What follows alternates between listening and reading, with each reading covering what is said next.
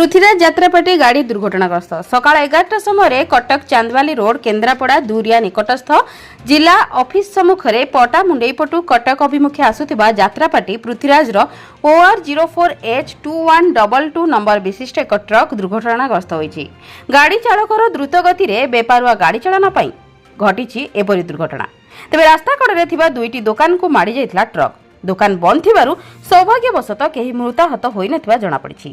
आज रविवार हेतु पाखरे थिबा डीओ ऑफिस एवं LIC ऑफिस बंद थिबारु एक बड़ दुर्घटना टळि जाइछि। अन्यपटे दुकान दुईटी उपरे ट्रकटी मारी जाई क्षतिग्रस्त होइथिबा बेले गोटे बाइक गोटे साइकेल को घोषारी नै संपूर्ण चुरमार करि पकाइछि। फଳରେ चापा उत्तेजना देखा दैथिला। घटनास्थल रे सदर थाना एवं डेराबिस थानार पुलिस पहुंची परिस्थिति को नियंत्रण करिथिला। केन्द्रापड़ा जिला प्रतिनिधि जसवंत जेनाଙ୍କ रिपोर्ट जन अधिकार लाइव।